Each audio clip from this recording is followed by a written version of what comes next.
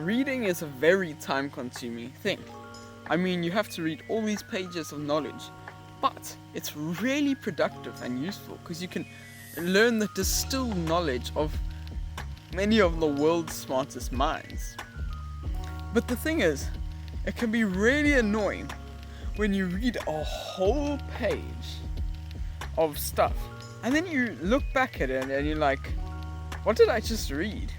Or in fact, at an even smaller scale, you read a line and then you read it again and then you read it again because you think you've gone to the next line, and then only on the third time you've actually read the line.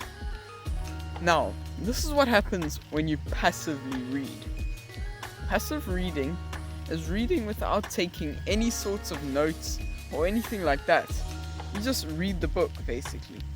And it leads to, in fact, very bad focus. You can't really focus on the book and your mind often jumps elsewhere or just goes blank for a bit, so you skip over a few words or something. So many people experience that they can't actually remember what happened in a chapter or in the book or just on a specific page. Like, you read the page and you're like, what? And so passive reading is actually kind of a waste of time, really, because you can't actually remember what happened.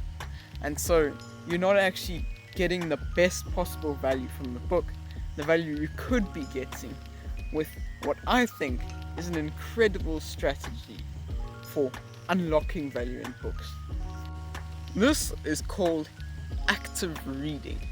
Active reading is quite the opposite of passive reading. It's when you actively reading the book and then taking notes of it. So that might be in a separate journal, or it might be on the pages or whatever, or at the end of a chapter. So there's a few ways you can do this. Many people take notes at the end of a chapter, but you can also take notes at the end of each page. You could write, say, two lines on the bottom margin about what the book's about, or what the page is about, should I say. Because then, if you forgot what you read because you weren't really paying attention, then you'll have to go back because you actually have to write in the bottom what it's about. So it forces your brain to concentrate on the book, which will give you much more, a bigger return on your investment of reading the book, because you'll actually know what you read instead of just spending this time looking at a page basically without any gain to you. So the few ways you could do this, I'd say, are taking notes at the end of a chapter. Now this could be say 10 lines, however many lines you want it to be, but I'd say 5 to 10 lines should be your minimum. And so this is basically a chapter summary, or maybe what you can have is bullet points at the end. So for example, you could have each of the points they discussed, and then just a bullet point and maybe a tiny short explanation for each. But it's really up to you. Just make sure that you have something at the end of the chapter that's basically saying what's it about. And so if you get kind of blank at the end, you're what do I put here? Then you know you need to reread the chapter because you haven't read it properly and understood it. And also, if you want to come back at a later date, now you have a summary for yourself to read instead of having to reread the whole thing. And as of me personally, I find that writing stuff down really helps me to assimilate it into my brain a lot better than just reading it. So this is really useful. Now, you could also do this at the end of each page, as I said, just writing your short little thing.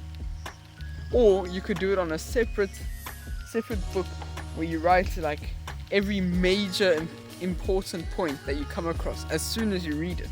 So you have no chance of really just forgetting it, which is obviously very good for you because then you basically have notes to come back on. And also, as I said, it will help you to assimilate this knowledge much better and give you the best possible return on your investment of reading the book. Anyway, if you found this video helpful and are going to read more in the future, which I think is one of the best ways to get knowledge, then please do subscribe, because this is a channel about health and self-improvement, and it's for people like you who want to really improve their lives. So, anyway, please do that, and I'll see you next time. Bye.